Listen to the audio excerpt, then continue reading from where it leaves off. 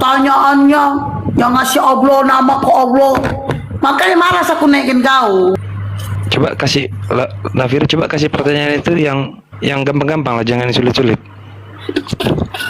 Coba. Masih pertanyaan, ya kan? Terus bapak kau yang di surga itu yang ngasih namanya siapa? Yang ngasih nama bapak kau yang di surga itu siapa ngasih dia nama?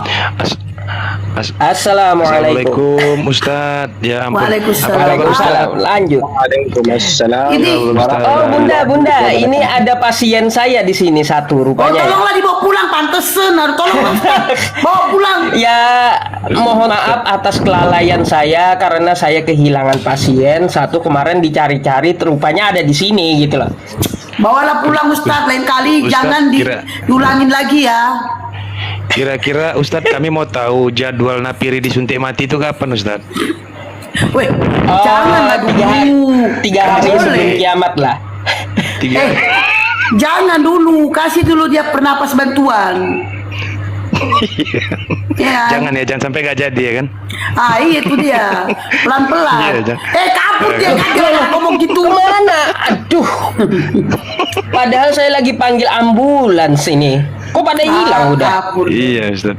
Butuh penanganan khusus itu Ustadz. Kemarin udah di ini Ustadz, udah ditenggelamkan di bawah laut, ternyata masih hidup Ustadz. Emang kuat tuh anak tuh. Iya Ustadz, kuat kali. Banyak nyawanya Ustadz. Kira udah mati. Jangan salah loh. Kalau sama kayak orang gila di luar sana, kalau dikasih virus apapun tetap hidup. Ya sama dengan Napiri. Gak bisa gitu ya. Kekuatan mereka itu luar biasa. Bukan orang itu. Saya selalu nyari dia itu, Bang Neplos. Mana ini Napiri? Udah 1 bulan lepas dari ini kandangnya gitu loh. Iya Ustadz. Emang agak lain tuh anak itu Ustadz. Itu sama tuh mas seger-seger Ustadz. Hobinya ngejar kuping orang. Dia kalau lihat kuping orang mau digigitnya aja bawaannya itu. Itu satu agak lain tuh. 2 orang itu seger-seger Napiri udah. Sama si papa jatuh di bawah. Iya. Itu kembar tapi beda itu. Agak lain kau, agak lain bapakmu, agak lain kau sekeluarga. Yo, yang agama Kristen naik len. Jangan mentang-mentang udah ada yang di atas kayak gitu. Naik len. Siapa yang mau mualaf malam ini? Bilang biar kumalafkan. Boleh Kristen naik. Oh, memang kutunggu kau Kristen. Bukan boleh lagi, memang kutunggu kau. Udah. Naikkan PPJ. Jangan. Dia tukang fitnah, malas aku. Jangan naik brother Neplos PPJ itu. Siap. Ini tukang fitnah. tidak ada hasil brother. Iya betul, gak ada hasil. Selamat malam akan gas. Malam Ibu. Agama apa? Kan sudah typing di bawah Kristen. Oh iya, dia namanya apa? Katolik, Protestan? GPDI. Apa? GPDI. Protestan itu kayaknya. Protestan. GPDI itu. Karismatik Pak, bukan Protestan. Oke, ada yang mau disampaikan, ada yang mau ditanya apa? Saya mau tanya ini Bu, apakah isi 10 perintah Allah dalam hukum Taurat itu yang ada di Al-Quran maupun di dalam Alkitab itu sama atau berbeda?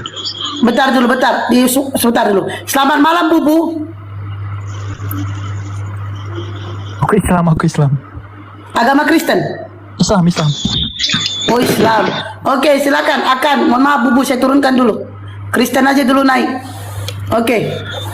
Iya, pertanyaannya 10 hukum Taurat di dalam Al-Quran dan di dalam Injil kenapa sama gitu? Kenapa beda? Gimana? Bukan beda maksudnya.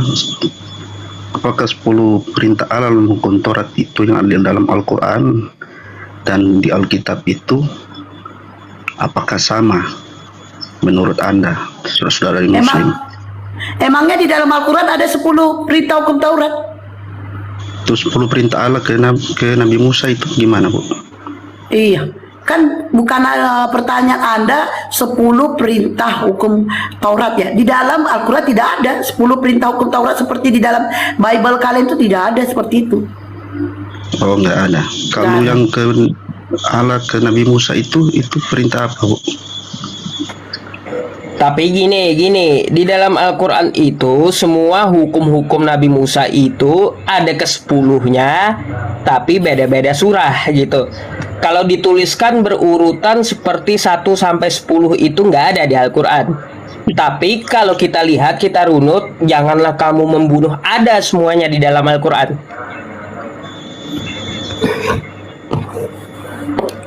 Gitu, Pak. Terus kenapa? Saya kan cuma mencari perbandingannya dengan di Injil. Brother Achan, 10 commandments, yang 10 aturan yang sudah kasih ada di dalam Quran, tapi bukan di dalam satu ayat, brother. Beda-beda ayat. Ada. Anda mau saya kasih referensi atau tidak? Iya Pak, coba dikasih referensinya, isinya ke-10 Ya, hukum brother. itu. Pertama commandment itu there is no God beside, there is no other God beside God, ya. Nah, itu surah Ikhlas 42:11, brother. Tolong Pak, isinya di dalamnya apa ya? Brother Yusuf bisa baca dalam bahasa Indonesia, brother. Baik, gini, saya kasih ke-10-nya Pak ya, tolong dicatat gitu ya, tolong Iya, iya. dicatat nih. Kalau saya ngomong nggak dicatat, buat apa saya kasih gitu? Sebagaimana yang disampaikan oleh Akhizia tadi, salah satunya adalah Quran surah Al-Ikhlas ya, Qul huwallahu ahad. Itu yang pertama, Quran surah Al-Ikhlas. Yang pertama kan jangan ada Allah lain di hadapanmu. Kan seperti itu bunyinya, betul nggak? Ya, itu yang pertama. Betul. Terus? Oke. Nah, surah Al-Ikhlas, Quran surah Al-Baqarah ayat 163. Wa ilahukum ilahu wahid. La ilaha illa huwa rahmanur rahim. Itu salah satu ayatnya juga. Mau lagi ayatnya? Quran surah Al-Qasas ayat 88 kalau saya nggak salah. Terjemahannya Pak, terus terjemahannya apa itu? Terjemahannya kayak gini, wala tad'u ma'allah ilaha akhar, langsung saja ya. Dan jangan pula engkau sembah Tuhan yang lain selain Allah. Apalagi? Hukum yang kedua, jangan menyebut nama Tuhan dengan sembarangan. Quran surah Al-A'raf ayat 180. Walillahil asmaul husna. Bagi dia adalah nama-nama yang Quran surah Al-A'raf ayat 180. Apalagi jangan mencuri. Wasariqu wasariqatu faqata'u aydiyahuma. Janganlah kamu mencuri. Kalau laki-laki atau perempuan yang mencuri, maka potonglah tangannya. Jangan mencuri itu. Terus apalagi? Jangan membunuh. Al-Maidah ayat 32. Man qatala nafsan bighairi nafsin aw fasadin fil ardi faka'annama qatalan nasa jami'a. Nah, tuh Al-Maidah 32. Apalagi? Jangan mengambil atau merampas harta orang lain. Al-Baqarah ayat 186. Apalagi bunyinya? Apalagi? Apalagi? Ya, Sebutkan aja. Saya langsung sebutkan Al-Qur'annya. Saya nggak hafal hukum 10 hukum Taurat itu. Jangan mengingini. Jangan mengingini harta orang lain ya. Al-Baqarah ayat 186.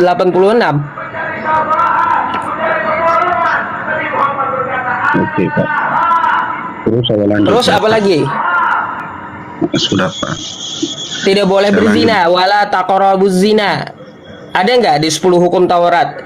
Wala taqrabuz zina innahu kana fahisyah wa sa'a sabila. Itu Quran surah Al-Isra.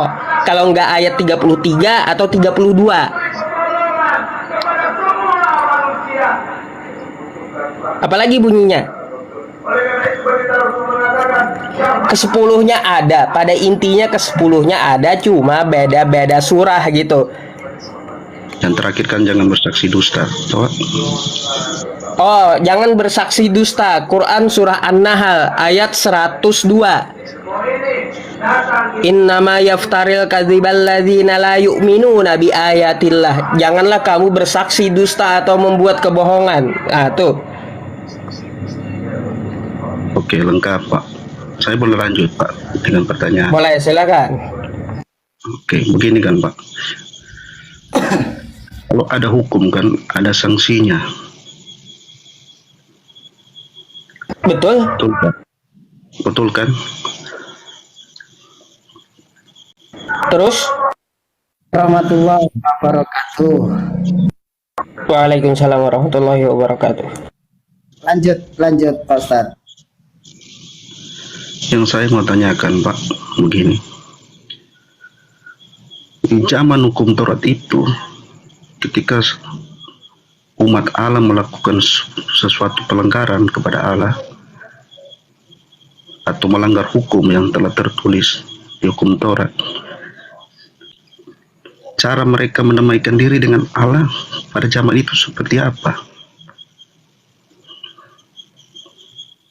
Ini kita berbicara Taurat, sejarah Nabi Musa ketika ajaran Yahudi atau ajaran Al-Quran gitu loh Pak?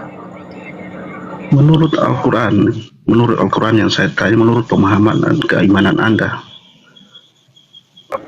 Oke, salah satu caranya terdahulu, orang-orang Yahudi jika melakukan dosa besar, mereka bertobat dengan cara membunuh diri.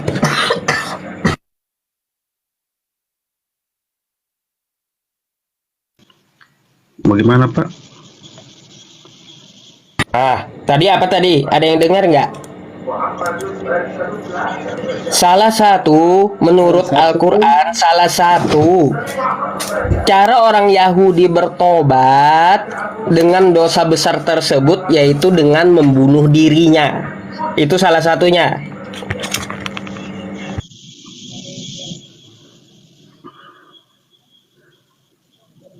Memang ada tertulis di dalam Al-Quran seperti itu, ada dalilnya Pak? Di dalam tafsir itu Pak. Nggak usah pakai tafsir Pak, karena Al-Quran itu kan lebih terperinci, lebih benar daripada tafsiran. Oke, baik. Kalau Bapak tidak memakai tafsir, lalu bagaimana kita mau memahami Al-Quran? Ketika di Al-Quran dikatakan aqimis sholat, dirikanlah sholat. Caranya gimana? Jadi mereka saling berkaitan gitu loh Pak.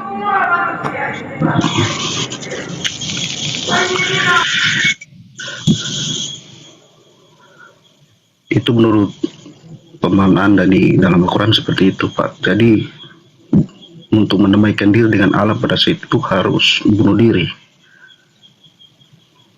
Itu bagi Yahudi terdahulu. Setelah Nabi kami datang, kata Nabi kami bukan seperti itu.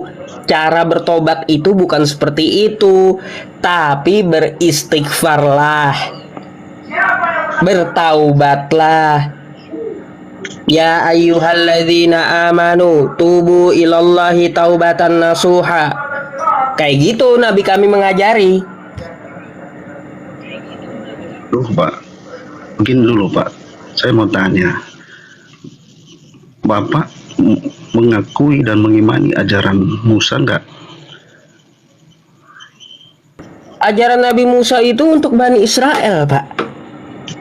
Kalau dalam Al-Quran diakui sebagai nabi kalian atau tidak? Diakui ajarannya untuk Bani Israel, karena dia diutus untuk Bani Israel, bukan untuk seluruh dunia. Begitu pula Nabi Isa untuk Bani Israel, wa rasulan ila Bani Israel. Itu Nabi Isa. Lalu Nabi Muhammad beda, untuk seluruh alam. Gitu bedanya. Saya bingung ini Pak, kalau cuma nabinya diakui terus ajarannya yang diberikan oleh Allah melalui dia tidak dijalankan. Oke, begini Pak, kalau Anda mengatakan cuma nabinya diakui ajarannya apakah tidak diambil? Diambil Pak. Silahkan Anda buka lagi nih, dicatat ayatnya. Quran Surah Al-Maidah ayat 44 sampai 50. Jadi ajaran Nabi Musa, ajaran Nabi Isa, kemurniannya itu dipelihara oleh Allah di dalam Al-Quran. Makanya ada di dalam Al-Quran itu bunyinya inna hadza lafis suhufil ula. Al-Quran ini adalah kitab yang utama, suhufi Ibrahim wa Musa, terdiri dari suhuf-suhuf Nabi Ibrahim dan Nabi Musa. Tuh.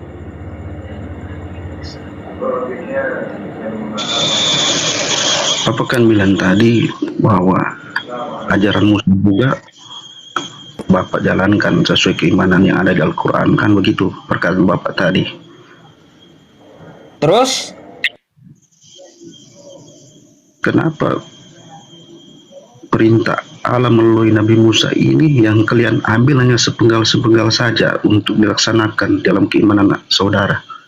Oh, begini Pak, karena ada di dalam Quran surah Al-Baqarah. Silahkan dicatat lagi nih ya, ayat-ayat yang saya kasih biar Bapak paham gitu.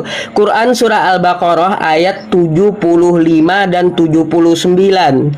Afatatama'una ayyu'minu lakum wa qad kana lakum fariqum minhum yasma'una kalam Allah. Mereka setelah menerima firman dari Allah, setelah Nabi Musa berlalu, mereka telah mengubah-ubahnya dan memasukkan ideologi mereka dengan tangan mereka sendiri ke dalam kitab Nabi Musa. Mau gimana kita? Andai Anda mencari kitab Taurat yang asli yang mana, yang asli yang mana, sekarang silahkan Anda ambil susu murni ya, ambil susu murni, lalu Anda campur susu itu dengan madu. Silahkan setelah Anda campur dengan madu itu, tunjukkan kepada saya susu murninya yang mana. Dapatkah kita cari? Yang susu tadi sudah bercampur dengan madu. Bisakah kita pilih-pilih mana susu murni, mana madu yang asli gitu? Nggak bisa, Pak. Maksudnya gimana itu, Pak? Jadi ajaran Nabi Musa, ajaran Nabi terdahulu itu menurut Quran surah Al-Maidah ayat 44 sampai 50 dipelihara Allah di dalam Al-Quran karena kitab-kitab sebelumnya Allah tidak menjamin kitab tersebut dan memurnikannya di dalam Al-Quran. Jadi seperti itu dulu Anda catat. Alasannya mengapa seperti itu? Maka Anda buka Quran surah Al-Baqarah ayat 75 dan 79. Fawailul lilladzina yaktubuna alkitaba biaydihim thumma yaquluna hadza min indillahi liyashtaru bihi thamanan qalila. Tuh ayatnya tuh. Bahwa kitab terdahulu itu tidak dijamin diubah-ubah oleh tangan yang tidak bertanggung jawab. Sekarang Anda dari Kristen, Anda kan mengimani terjemahan dalam bahasa Indonesia. Keluaran yang terbaru Bible itu tahun berapa, Pak? Tahun kemarin 2022. Kalau kita lihat ke tahun sebelumnya beda lagi terjemahannya. Itulah yang dimaksud oleh Al-Quran, mengubah-ubah terjemahannya sehingga konteksnya itu lepas apa? Pemikiran dasar teologi dan ideologi bapak-bapak pendeta Anda. Terbukti kan apa yang dikatakan oleh Al-Quran kami gitu loh.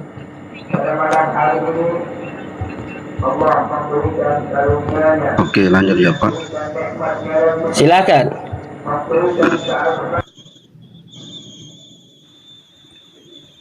Terus begini, Pak, saya lihat kan ada di Islam itu ada hari raya kurban kan begitu. Terus perintahnya di mana? Anda cari lagi.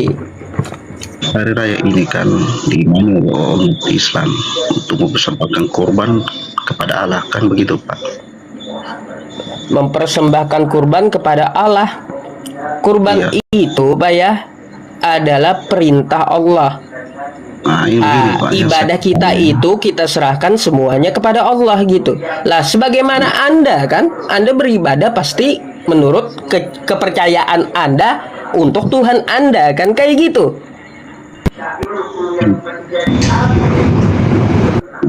Begini, Pak. Oke, terus Tujuan saudara melakukan hal itu Untuk apa? Ya untuk melaksanakan perintah Allah, Pak. Iya, maksudnya perintah Allah untuk apa? Maksudnya untuk apa? Untuk kita bertakwa kepada Allah gitulah. Nggak ada yang lain untuk menghapus dosa atau perdamaian dengan Allah begitu, nggak ada. Menghapus dosa tidak serumit di Kristen, Pak. Kalau di Kristen kan mohon maaf ya, Yesus katanya disalib, di tiang salib untuk menebus dosa. Ya, ini sudah bertentangan dengan hukum Taurat. Janganlah kamu membunuh. Lalu Anda tiba-tiba membunuh Tuhan Anda, disalibkan dengan doktrin inilah penghapusan dosa. Enggak seperti itu Islam. Islam itu simple. Kalau ingin menghapus dosa, maka beristighfarlah. Udah gitulah. Kata Bapak tadi Tobatlah. kan nah, kata Bapak tadi kan jangan membunuh, itu adalah bagian dari hukum Taurat ke-10 perintah Allah yang masih Loh, dilaksanakan. kata hukum sampai Taurat, sekarang. Pak, kata hukum Taurat, janganlah kamu membunuh. Sekarang Anda membunuh Tuhan Anda di tiang salib, itu sesuai nggak dengan Taurat? Tunggu Pak, jangan dulu ke konteks lain. Enggak, saya juga mau mencari- tanya dulu. Saya mau tanya, betul. Itu sesuai nggak dengan hukum Nabi Musa? Kalau di keyakinan kami kekristenan itu tidak seperti itu Pak. Jangan dulu ke konteks itu. Saya ingin mencari perbandingan kebenaran yang ada di dalam Alkitab maupun dalam Al-Quran. Supaya saya bisa mengambil hikmahnya dari situ. Kalau kita sudah lari ke konteks lain, tidak ada titik temu pertanyaan saya Pak. Oke, jadi di sini Bapak maunya bertanya saja. Saya bertanya satu saja, masa tidak Anda jawab gitu? Biar Anda mau berpikir gitu loh, maksud saya gitu loh Pak. Kalau di Al-Quran jelas menegakkan hukum Taurat, jangan membunuh, man qatala nafsan bighairi nafsin aw fasadin fil ardi faka'annama qatalan nasa jami'a. Janganlah kamu membunuh. Apabila kamu membunuh, maka kamu seakan-akan telah membunuh seluruh manusia di muka bumi. Itu ayat Al-Quran. Ada dengan 10 hukum Taurat. Janganlah kamu membunuh gitulah. Nah, doktrin kekristenan membunuh Tuhannya di tiang salib untuk menebus dosa itu sesuai nggak gitulah dengan ajaran Nabi Musa, dengan ajaran Taurat. Itu yang mau saya tanya agar Anda mau berpikir gitulah.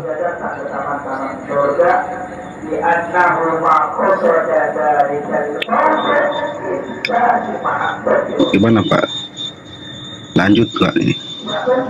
Loh, Anda jawab silahkan, itu sesuai nggak? Doktrin Kristen ini menyalib Yesus, membunuh Yesus di tiang salib untuk menebus dosa, sedangkan di Taurat tidak boleh membunuh, kata 10 hukum Taurat. Itu gimana? Silahkan Anda tanggapi.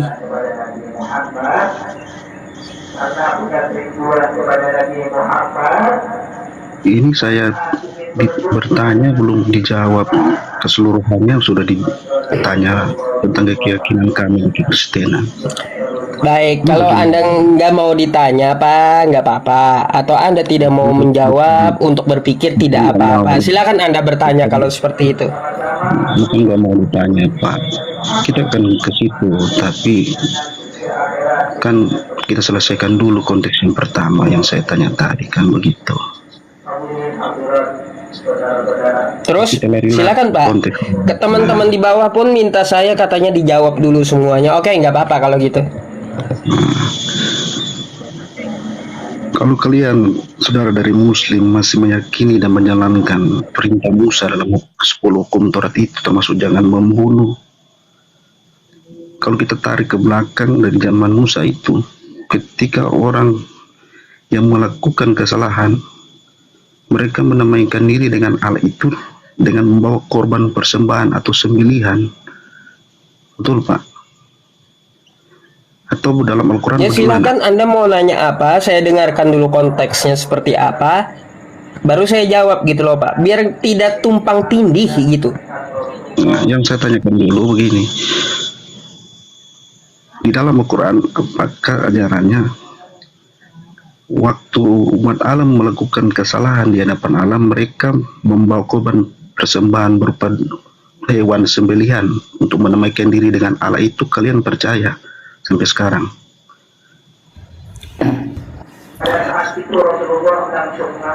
Maksudnya pertanyaannya kayak gimana gitu? Bapak kan tahu sejarah Nabi Musa.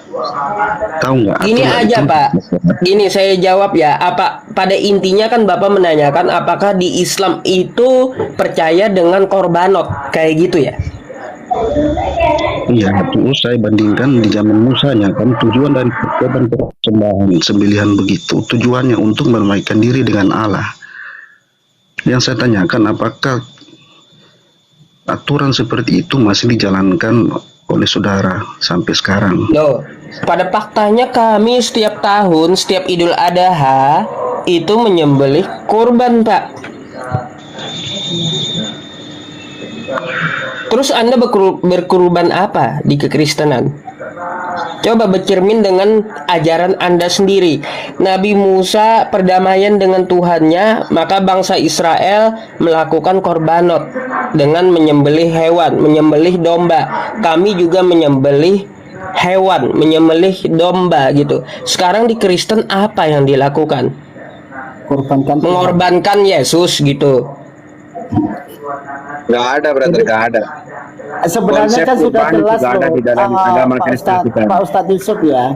Apa yang disampaikan Pak Ustadz Yusuf tadi udah jelas. Di dalam Al-Quran itu jelas gamblang tentang perintah kurban. Walikulli ummati ja'alna man sakalliya zakuru kursmallahi ala marrazaqahum min bahimatil an'am fa ilahukum ilahu wahidu falaha aslimu wa basyaril muhbitin. Dan bagi setiap umat telah kami syariatkan penyembelihan kurban agar mereka menyebut nama Allah atas rezeki yang dikaruniakan Allah kepada mereka berupa hewan ternak. Maka Tuhanmu ialah Tuhan yang Maha Esa, karena itu berserah dirilah kamu kepadanya.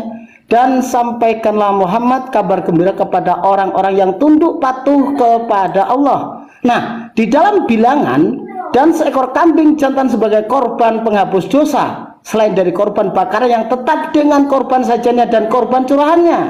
Bilangan 2911. Dan seekor kambing jantan sebagai korban penghapus dosa selain daripada korban penghapus dosa pembawa perdamaian dan korban bakaran yang tetap serta dengan korban sajiannya dan korban-korban curahannya. Nah, yang ditanyakan oleh Ustadz Yusuf, bagaimana di Kristen? Apakah sama yang dilakukan orang Kristen ini dengan orang-orang Yahudi yang notabene masih memakai perjanjian lama, kitabnya orang Yahudi? Begitu loh, Pak. Paham?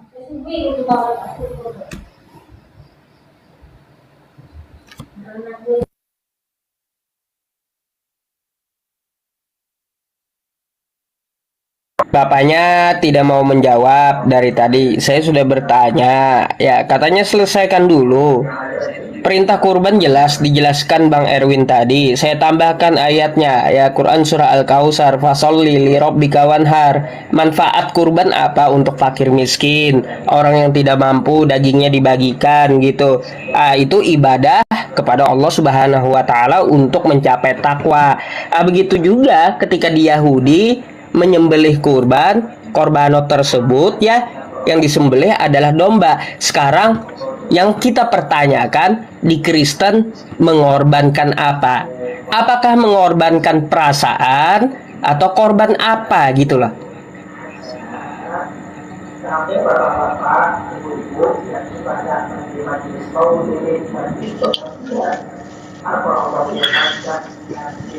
Oke, Pak.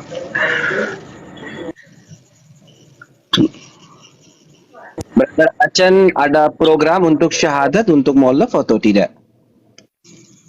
Makanya kan Pak, saya bertanya untuk cari perbandingannya kebenaran yang ada dalam Al-Quran maupun dalam Alkitab untuk keimanan saya saat ini kan begitu. Untuk bukan itu urusan saya dengan Tuhan, dengan Allah kan. Yes, brother. Makanya kan saya bertanya. Apa kamu puas yang Brother Yusuf dan Brother Irwan kasih info Anda atau tidak? Masih belum puas Pak, masih ada Mau bertanya? Masih ada syubhat? masih boleh lanjut. Ya, Melanjut. saya ingin Saya ingin jawab itu, tapi suara saya terdengar nggak? Sebab saya lagi di jalan. Ribut banget itu Bang Aresto. Oh iya, Di oke. mana Kalau gitu ada saya suara biar. brother ribut ya, iya. Lanjut brother Acan, dan insyaallah ada Pak Ustadz Yusuf di sini dan brother Arwin di sini. Mau insyaallah kembali jawab dari kitab Quran Majid Furqan Hamid. Oke, nanti Anda puas. Mungkin syahadat atau mungkin tidak, itu terserah Anda. Tapi saya kasih satu info, berpikir dulu bro, apa yang benar, apa yang tidak. Lanjut bro. Lanjut ya Pak. Kan begini, di keyakinan kami kekristenan untuk kitab perjanjian lama tentang Taurat, ketika seorang melakukan satu kesalahan di hadapan Allah, contohnya ketika dia berzina, sanksinya adalah dirajam dengan batu. Yang saya mau tanyakan, apakah di dalam Al-Quran sanksi yang sama di dalam Taurat bisa seperti itu, sama atau berbeda dengan dalam kitab Mumpung Baik, lagi catat berhenti lagi ayatnya Pak ya. Catat lagi, enggak apa-apa. Akhi, sebentar. Catat lagi nih. Yang seperti itu di Quran surah An-Nur ayat 1 dan 2. Nah, tuh catat ayatnya. Sama, ya. Orang berzina dirajam, ya. Tuh ayatnya. Di Al-Quran juga ada. Quran surah An-Nur. Nah, tuh langsung saya jawab tuh. Kalau untuk hukum yang lain dari ke-10 hukum Taurat itu, kalau membunuh dalam Al-Quran itu sanksinya apa? Ya, sama dengan di Bible. Mata ganti mata, gigi ganti gigi. Maka hukumannya dikisos. Kecuali ada beberapa prosedur boleh lepas dari kisos ketika ada perdamaian dengan keluarga korbannya. Itu dalam Quran seperti itu. Betul. Kalau di kekristenan kan, di dalam kitab perjanjian lama itu Taurat, itu tidak pakai pengecualian Pak. Tidak terkecuali yang melakukan kesalahan pada saat masa itu harus menerima sanksi. Tidak ada perdamaian dengan korban atau apa kayak begitu. Ya, gini Pak, Anda kan mau bertanya atau mau membanding? Kalau kita mau membanding, saya kasih dengan perbandingannya langsung gitu loh. Nah itu kan Pak, saya sudah katakan tadi, saya mau cari perbandingannya dengan ajaran kami yang ada di kekristenan.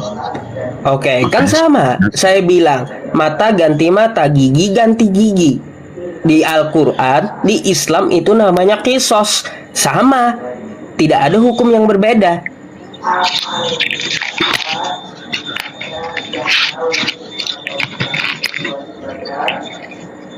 Ayo, apalagi buka buku sama Google-nya buka.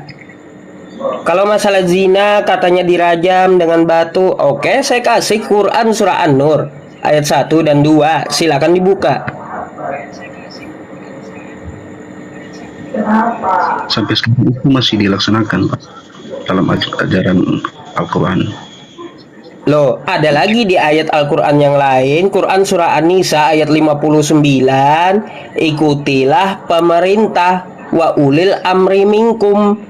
Maka, kalau di Indonesia kita menerapkan hukum pidana, kita menerapkan hukum pidana gitu loh.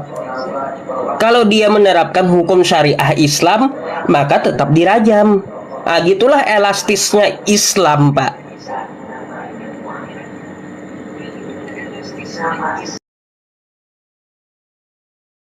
Yang untuk yang Anda yang cari an eye for an eye and a tooth for a tooth, itu ada dalam surah Al-Maidah ayat number 45 brother, 45. Surah Al-Maidah 45 brother Yusuf, bisa baca full dalam bahasa Indonesia. Ada di sana huruf sama seperti itu. Perjanjian lama brother. Tentang masalah apa itu, Akhirnya? Untuk mata dan itu seperti itu. Ya, tadi.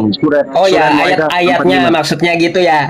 Jadi kan menurut dia hukum membunuh di Taurat juga dibunuh kan kayak gitu. Nah, Akhizia kasih ayatnya. Makanya kan saya bilang di Taurat mata ganti mata, gigi ganti gigi gitu. Nah, begitu pula di dalam agama Islam nih, kisos namanya. Nah, Quran surah Al-Maidah ayat 45. Iya. Bunyinya kalau nggak salah ya, saya nggak buka, masalahnya nggak buka apa-apa. Wa katabna alaihim fiha annan nafsa bin nafsi wal aini bil aini wal anfa bil anfi. Ya kayak gitu mata ya. Untuk mata, ya ini mata untuk mata ya. Mata ganti mata, jiwa ganti jiwa, hidung ganti hidung, telinga ganti telinga, wal anfa bil anfi. Kan kayak gitu, gigi ganti gigi. Ya. Sama brother. Sama 100%. Yes brother Acan. Kalau pengajarannya seperti itu sama yang ada di Kekristenan juga seperti itu. Bukan brother, bukan agama Kristen yang lewat aturan seperti itu. Apakah Anda bisa kasih bukti Protestan, Unitarian, Katolik, atau lain Kristiani ikut hukum seperti ini atau tidak? Tidak bro. Nah, kalau di Kekristenan, Pak, kami ini juga diajarkan seperti itu. Iya, kenapa tidak ikut perjanjian lama, brother? Makanya kan saya cari perbandingan, saya tanya kepada bapak-bapak yang sudah senior-senior yang ada di sini untuk membandingkan begitu. Iya, brother. Terus mau bertanya apa, bro? Kalau bapak bilang tadi kenapa nggak menjalankan hukum Taurat? Kalau pertanyaan seperti itu saya berikan kepada Bapak, apakah Bapak sudah menjalankan hukum Taurat sesuai ajaran Al-Quran? Benar Pak, di dalam sampai Saudi Arab sampai sekarang ikut brother. Di dalam Dubai ikut brother. Kalau ikut kan berarti hukum Quran untuk iya, kasas brother. Kasas brother itu. Namanya kasas. Yang orang mati orang itu mati juga. Misal orang kurban orang lain, itu kasas. Yang itu terserah orang mau minta maaf atau kasihan, itu masalah lain. Tapi orang kalau kembali ke Kristenan yang kurban orang lain dalam hukum Islam itu kasas. Itu sama dengan ajaran yang Bapak bilang tadi di Al-Quran, di dalam Islam begitu, itu sama. Kan pemerintah juga. Ya, Anda mau bertanya apa lagi, brother? Pemerintah apa masalah ini? Aturan apa masalah dalam itu, brother? Terus lanjut, Pak, pertanyaan. Lanjut, bro. Yang lebih penting menjalankan ajaran Taurat atau melaksanakan aturan pemerintah.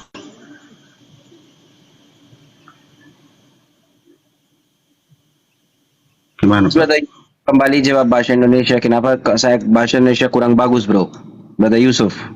Kan kata Yusuf tadi, pemerintah adalah bagian, kan? Sabar ya, sebentar lagi saya jawab semua di pertanyaannya. Oke, Bang Ariesto, sebelum Bang Ariesto ya, gini Pak, umat Islam itu mengikuti di mana dia tinggal. Hukum fikihnya pun bisa berubah hukumnya sesuai keadaannya. Jadi ketika kita di Indonesia, mana yang lebih diutamakan? Apakah hukum syariah agama Islam atau hukum pemerintah? Karena kita diperintahkan untuk mengikuti pemerintah, maka yang dipakai hukum pemerintah. Tapi kalau pemerintahnya memakai hukum syariah agama Islam, maka yang digunakan, diutamakan adalah hukum syariah agama Islam. Terus itu kan makanya saya katakan tadi, ajaran kita kalau untuk Taurat seperti itu sama. Kita juga diajarkan untuk ajaran kasih. Jadi Pak, nggak ada Pak, gini. Di Indonesia itu kalau ditampar pipi kanan dikasih pipi kiri, nggak ada di hukum Indonesia Pak. Nah Pak, bukan ke situ konteksnya Pak. Dengar dulu. Lah, Saya kata mau Anda kan menganut hukum kasih juga ke Kristenan, kan kayak gitu. Salah satu hukum yang ada di dalam Bible itu ditampar pipi kanan, kasih pipi kiri. Pemerintah Indonesia tidak ada menerapkan seperti itu. Ini berbicara bukan pemerintah yang menerapkan tentang kekristenan. Jadi gini Pak Farad ya, kalau di dalam Al-Quran dalam Islam itu jelas, ya ayyuhalladzina amanu adi'ullaha wa adi'ur rasulah wa ulil amri minkum fa in tanaza'tum fi say'in farudduhu ilallahi wa rasuli in kuntum tu'minuna billahi wal yaumil akhir dzalika khairu ahsanu ta'wila. Wahai orang-orang yang beriman, taatilah Allah dan taatilah Rasul dan ulil amri. Ulil amri ini siapa? Pemegang kekuasaan di antara kamu. Kemudian jika kamu berbeda pendapat tentang sesuatu, makalah kembalikanlah kepada Allah, yaitu Al-Quran dan Rasul sunnahnya. Jika kamu beriman kepada Allah dan hari kemudian, yang demikian itu lebih utama bagimu dan lebih baik akibatnya. Jadi kami wajib pertama taat kepada Allah, taat kepada Rasul, taat kepada pemegang kekuasaan yaitu pemerintah. Sehingga apa kata Pak Ustadz Yusuf tadi, kita tentang keimanan berpegang kepada Allah, berpegang kepada Rasul, tentang bagaimana kita hidup bermasyarakat hablum minan nas, kenegaraan, kita taat kepada pemerintah. Nah, pertanyaannya, apakah di dalam Islam itu hukumnya bertentangan dengan hukum pemerintah yang kita tempati? Tidak. Selaras enggak? Nah, bagaimana dengan Kristen, selaras enggak? Hukum-hukum yang dipakai di pemerintahan Indonesia apakah bertentangan dengan hukum Islam? Bisa dibuktikan tidak. Seperti itu Pak. Oke Pak, saya juga belum terlalu mahir dalam pengajaran kekristenan Pak, tapi yang saya tahu dalam kekristenan juga diajarkan sama seperti apa yang Bapak sampaikan tadi. Di mana Pak? Dalilnya di mana? Biar kita cari. Jadi di hukum Taurat itu. Enggak, dalilnya di mana Pak? Biar kita juga dapat wawasan Pak. Di dalam Bible Bapak di mana? Tentang kita harus taat kepada Tuhan, taat kepada utusan, taat kepada pemerintah, di mana perintahnya di dalam Bible Pak? Itu kan ke-10 perintah Allah itu kan, kasihilah Tuhan Allahmu, jangan menduakan Allah. Itu kan bagian dari perintah Allah. Sekarang Kristen masih taat hukum Taurat, benar Pak? Iya, kita masih pakai hukum Taurat. Terus kalau kata Paulus membatalkan hukum Taurat, itu menurut Bapak gimana?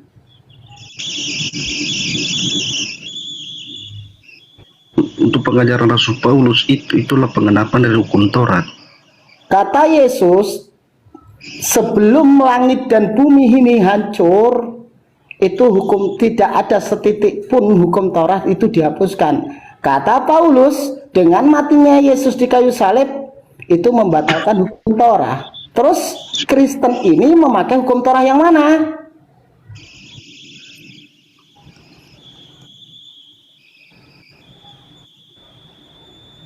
Pengertian dari pengajaran Paulus itu Pak, itulah pengenapan dari hukum Taurat. Dalilnya mana Pak pengenapan itu? Ya, jadi digenapi sekarang dengan hukum kasih. Siapa yang mengizinkan hukum kasih itu diterapkan kepada Kristen? Apakah Yesus menyetujui itu? Dalam Ya, pengajaran saya bantu ya, Islam, Pak Acan ya.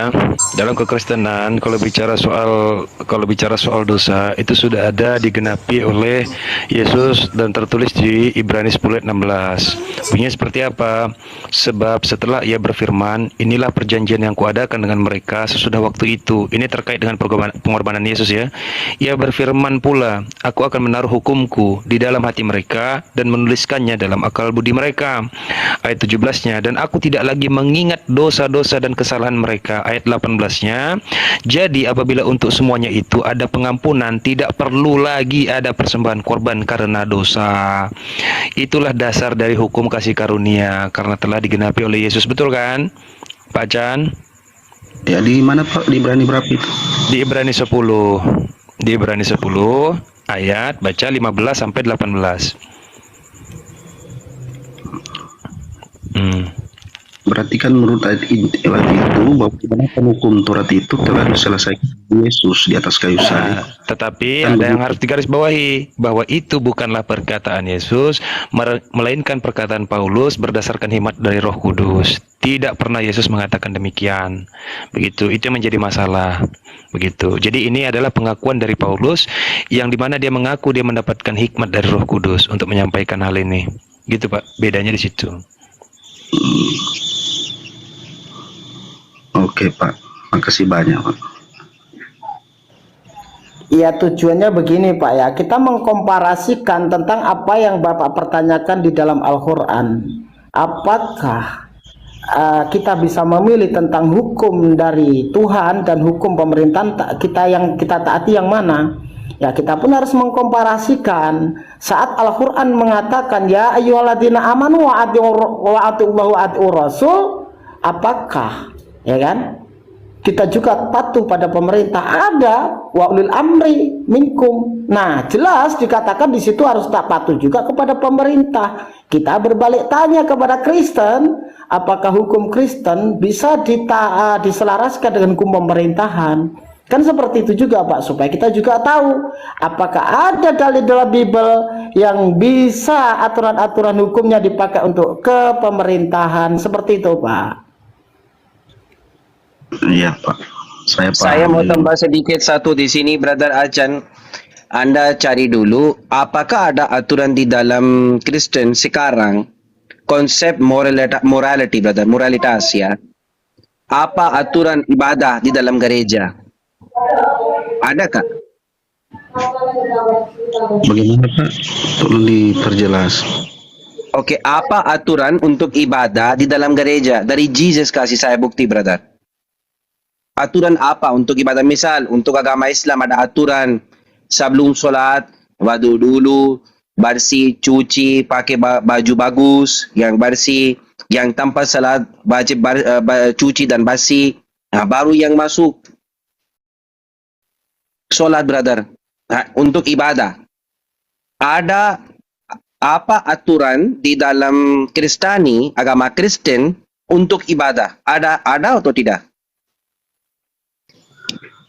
Kalau zaman Yesus untuk pengajaran di dalam gedung gereja itu belum ada. Itu kan nanti zaman Rasul Paulus baru terapkan tata cara ibadah di dalam gereja. Menurut Anda Rasul Paulus yang kasih aturan bukan dari Jesus ya? Ya kan seperti perkataan Bapak Flos tadi, di bawah bimbingan Roh Kudus kan dia memberikan aturan itu. Siapa saksi Paulus ada Roh Kudus, brother? Paulus sendiri atau orang lain juga? Karena ada orang-orang pengikut Paulus kan banyak waktu itu. Apakah Anda bisa kasih bukti saya satu eksplisit dalam Bible, Paulus cerita saya itu Rasul?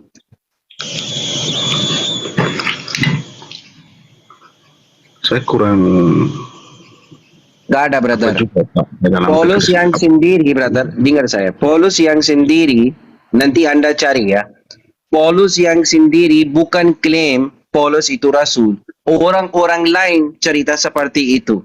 Ya ada. Tapi Paulus yang sendiri bukan klaim saya Nabi atau Rasul. Misal, Musa sendiri cerita saya Nabi atau Rasul. Isa sendiri cerita. Ibrahim sendiri cerita. Ya, dan orang saksi. Apakah ada statement dari Paulus, saya Rasul, di dalam perjanjian baru, brother?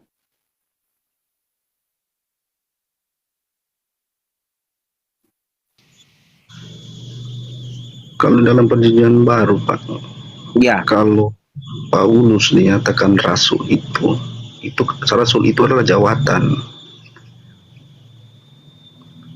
Kan dalam kekristenan dikenal dengan 5 jawatan, kan ada rasul, nabi, penginjil, pengajar, dan guru. betul. Tapi apakah Paulus cerita sendiri saya Rasul di dalam perjanjian baru? Kalau di surat Rasul Paulus, saya kurang tahu, Pak. Itu saya juga masih Nanti belajar. cari aja, brother. Bertanya dengan Oke, kamu sekarang bertanya dengan bapak-bapak di dalam gereja, father. Apakah Paulus sendiri cerita saya Rasul atau tidak? Oke? Iya, nanti ini jadi PR buat saya, Ya. Pak. Saya juga masih Ya, boleh saja, bro. belajar. Untuk mencari kebenaran kan, jadi saya naik di sini. Oke, Pak. Untuk ini saya ucapkan banyak terima kasih. Lanjut buat saudara-saudara Kristen lain yang naik. Saya permisi dulu, Pak.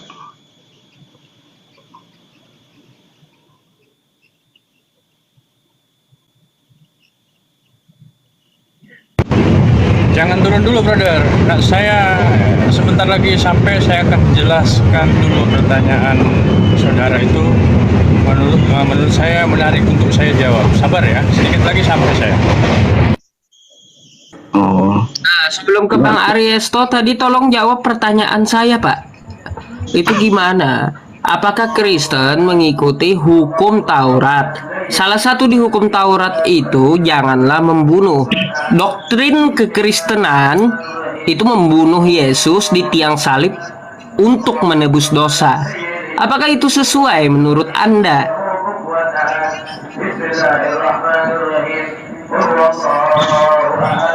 Begini, Pak. Apa Bapak bisa pastikan yang membunuh Yesus itu adalah orang Kristen? Kalau Bapak bilang seperti itu. Jadi Kristen ini tidak dikenal Yesus. Kan Kristen ini yang dimunculkan di zaman Rasul Paulus, Pak. Oke, jadi Yesus tidak kenal Kristen. Doktrin kekristenan yang saya maksud, Pak, bukan orang Kristen yang membunuh, tapi doktrin kekristenan diawali dengan pembunuhan Yesus. Pembunuhan ini tidak diperbolehkan oleh hukum Taurat. Salah satunya, jangan membunuh. Itu kira-kira doktrin Kristen ini sesuai nggak dengan ajaran Yahudi terdahulu gitu? Kalau doktrin kan bercara pengajaran. Dalam pengajaran kekristenan, Taurat itu digenapi dengan hukum kasih. Kami bukan menyediakan hukum Taurat, tapi menjalankan lewat hukum kasih. Itu yang digenapi untuk penggenapan hukum Taurat. Begitu, Pak, untuk kami. Oh, Kristen. jadi Kristen mengingkari hukum Taurat. Begini, Pak, bukan mengingkari, tapi kami mengikuti ajaran seperti Yesus ajarkan bahwa hukum Taurat itu digenapi dengan hukum kasih, disatukan di dalam hukum kasih. Kasihilah Tuhan Allahmu, kasihilah manusia seperti dirimu sendiri, kan begitu. Pak, tadi dijelaskan Bang Erwin, selama dunia ini, bumi dan langit itu belum runtuh, satu iota pun, kata Yesus, hukum Taurat itu tidak dapat dihapuskan. Lalu dari mana hukum kasih itu, Pak? Yesus mengajarkan kasihilah Allahmu. Artinya, jangan menduakan Allah, kan seperti itu. Nah, menurut Paulus di 2 Efesus 15, hukum Taurat itu tidak berlaku lagi. Anda mengikuti Yesus atau mengikuti Paulus, Pak?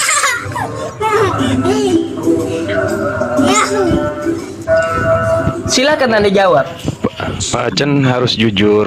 Pak Achan harus jujur. Sebenarnya Pak Achan harus jujur ya, bahwa Pak Achan pasti tahu lah bahwa tidak ada yang bisa melaksanakan Taurat secara sempurna, melainkan Yesus yang menyempurnakannya, kan begitu doktrin kekristenan, sehingga dia harus mati di tiang salib untuk sebentar. Ya, saya tahu itu. Cuma nanti jawab pertanyaan Ustadz Yusuf juga. Jadi sehingga karena sudah ditebus oleh Yesus tidak butuh lagi pengorbanan dosa, yang mana upah dosa adalah maut, sehingga Kristen hidup dalam kasih karunia, dan itu tertulis di dalam Roma 6:14. Sebab kamu tidak akan dikuasai lagi oleh dosa, karena kamu tidak berada di bawah hukum Taurat, tetapi di bawah kasih karunia. Kan kayak begitu tuh. Itu dijawab nanti pertanyaan dari Ustadz Yusuf, bahwa apakah pengajaran ini memang berangkat dari Yesus Kristus atau berangkat dari Paulus. Nah, bicara soal ibadah, nah, Pak Acan coba dibaca-baca lagi soal pendirian bait suci atau soal pendirian bait Allah itu mendirikan gereja, itu ada dasarnya, itu ada di dalam pengajaran Paulus, di dalam surat Paulus kepada jemaat di Efesus, itu ada di Efesus 4 ayat 11 sampai 16, yang mana bunyi terakhirnya di ayat 16-nya di situ adalah daripadanya lah seluruh tubuh yang rapi tersusun dan diikat menjadi satu oleh pelayanan semua bagiannya sesuai dengan kadar pekerjaan tiap-tiap anggota, menerima pertumbuhannya dan membangun dirinya dalam kasih. Itu dasar pendirian gereja, kan begitu. Nah, tetapi Paulus juga satu sisi mengatakan bahwa yang menjadi bait suci atau yang menjadi bait Allah adalah tubuh Kristus, kan begitu, atau tubuh pengikut Kristus, sehingga harus mengosongkan diri untuk menjadi bait Allah, kan gitu. Nah, cuman sekarang yang ditanya adalah pengajaran hukum kasih karunia itu pernah diucapkan oleh Yesus atau diucapkan oleh Paulus, karena berbeda ya. Ucapan Yesus itu tentu kalau kita lihat di Alkitab itu dia bertinta merah, itu pernah Yesus ucapkan. Masalahnya tidak pernah kami dapati perkataan Yesus yang langsung dari dalam Alkitab mengatakan bahwa Kristen atau setelah Yesus mati itu hidup di dalam hukum kasih karunia. Tidak ada, Pak. Itu Paulus, itu dasarnya semua. Masalahnya itu yang menjadi diskusi kita hari ini. Kan begitu. Nah, Bapak harus jujur saja, tidak ada Yesus mengatakan demikian. Yang mengatakan demikian adalah Paulus berdasarkan hikmat Roh Kudus. Selesai semua. Gitu dia, Pak. Harus beranilah. Ya kan Pak, saya kan jawab seperti yang Bapak bilang tadi kan. Seperti itu. Oke. Berarti Ustadz tidak ada Yesus mengajarkan demikian. Itu jawabannya, Ustadz. Kami tanyakan kan mau pengajaran di dalam gereja. Saya kan sudah jawab tadi, kalau untuk pengajaran di dalam gereja dalam bentuk nyata ya, dalam gedung kan nanti jam Rasul Paulus itu baru diterapkan. Saya sudah jelaskan tadi. Nah, lalu yang menjadi pertanyaan selanjutnya adalah mana yang lebih otoritatif? Apakah perintah menurut Bapak? Yang diotoritaskan Itu yang 900 sudah disapa, belum ditanya agamanya apa? Belum. Loh, pada ditanya ya. 900, selamat malam. 900, agamanya apa? Assalamualaikum. Islam. Oh, agama Islam ya.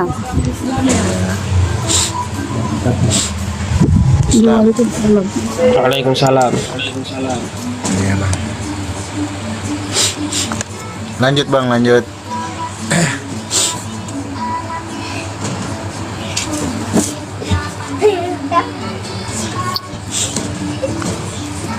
Nah, jadi kami kalau berbedanya di Islam dan Kristen itu, bagi kami itu ada syarat-syarat sehingga bisa disebut sebagai rasul atau sehingga bisa disebut sebagai nabi, kan kayak begitu. Tidak berdasarkan hanya klaim-klaim saja, kan begitu. Ada syarat-syarat yang memenuhinya, sehingga kami percaya bahwa Nabi Isa alaihissalam itu adalah rasul dan utusan, dan kami percaya hanya kepada apa yang telah dia beritakan, bukan orang lain, kan gitu. Karena jangankan di zaman ini, di zaman itu banyak orang-orang yang mengaku sebagai rasul atau nabi-nabi palsu. Begitu juga yang sudah diingatkan dan dihimbau oleh Bible, kan begitu, bahwa kelak akan ada nabi-nabi palsu, serigala berbulu domba dan lain sebagainya, kan begitu, ular beludak, kan begitu ya. Nah, sekarang yang menjadi pertanyaan adalah Yesus itu juga seorang utusan, dan berkali-kali dia menegaskan bahwa dia utusan, dia diutus oleh Allah Bapa, kan begitu kan. Nah, Paulus juga atas sisi dia mengaku sebagai rasul, bahkan dia pernah mengaku sebagai Bapa. Yang menjadi pertanyaan adalah ketika pengajaran Rasul Yesus itu rasul juga loh. Rasul itu, dia utusan. Pengajaran Rasul Yesus, jangan Tuhan ya. Pengajaran Rasul Yesus dengan pengajaran Rasul Paulus, itu mana yang lebih otoritatif? Kalau saya lihat Kristen hari ini, itu menganggap Paulus lebih otoritatif. Padahal Yesus sama sekali tidak pernah mengatakan demikian. Maka itu juga yang diucapkan oleh Yesus, maka celakalah bagi, bukan itu bunyinya. Aduh, saya lupa lagi. Apa ya? Sebentar ya. Nah, itu yang diseru oleh itu yang dikatakan oleh Yesus di dalam Matius 7 ayat 21. Bukan setiap orang yang berseru kepadaku, Tuhan, Tuhan. Catat tuh ya. Yang menjadi pertanyaan adalah siapa yang menyuruh Yesus Tuhan selain Kristen? Gak ada. Cuman Kristen yang menyuruh Tuhan. Artinya himbauan ini untuk Kristen justru. Bukan setiap orang yang berseru kepadaku, Tuhan, Tuhan, akan masuk ke dalam kerajaan sorga. Melainkan dia yang melakukan kehendak Bapakku, bukan kehendak Paulus. Melainkan dia yang melakukan kehendak Bapakku yang di sorga, bukan kehendak Paulus. Kalau memang kehendak Paulus, seharusnya Yesus berkata begini, bukan setiap orang yang berseru kepadaku, Tuhan, Tuhan, akan masuk ke dalam kerajaan sorga. Melainkan dia yang melakukan kehendak utusan-utusan Bapakku. Harusnya kan begitu, melakukan kehendak utusan-utusan Bapakku, termasuk Rasul Paulus berarti. Tapi di sini adalah kehendak Bapakku. Siapa yang paling tahu kehendak Bapakku? Siapa kalau bukan Taurat? Taurat itu berisi semua kehendak-kehendak Bapa. Hukum-hukum Taurat adalah hukum-hukum yang dikehendaki oleh Bapa. Kan begitu. Kelanjutannya ya. Pada hari terakhir, banyak orang yang berseru kepadaku, Tuhan, Tuhan, bukankah kami bernubuat atas namamu dan mengusir setan demi namamu? Siapa yang bernubuat demi namamu dan mengusir setan demi namamu kalau bukan Kristen? Dan mengadakan banyak mujizat demi namamu juga. Siapa lagi yang mengadakan mujizat kalau bukan Kristen atas nama?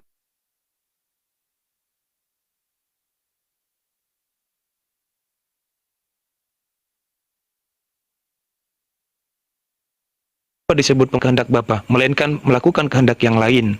Siapa yang lain itu? Banyak, Pak. Jangan-jangan termasuk Rasul Paulus. Kan begitu. Maka seharusnya kalau tidak mau disebut sebagai penjahat, ikuti kehendak Bapa sesuai dengan perintah Yesus. Kan begitu. Simple.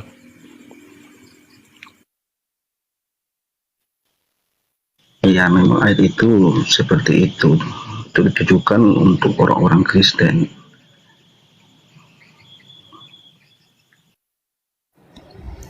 Nah, sudah mulai jujur nih Bang Nelvos, bahwa apa yang dikatakan Bang Nelvos, yang dibacakan Bang Nelvos itu ditujukan kepada orang Kristen. Itu Bang Nelvos. Enggak, itu ya betul, itu bukan perkataan saya sebenarnya, Pak Ustadz Erwin. Banyak seperti ini, Pak. Itu ditujukan kepada orang-orang pengikut Kristus lah. Pengikut Kristus, iya. Ya. Kristus. Jadi udah benar itu, Karena begini logikanya, logika sederhana saja. Dari 12 murid Yesus.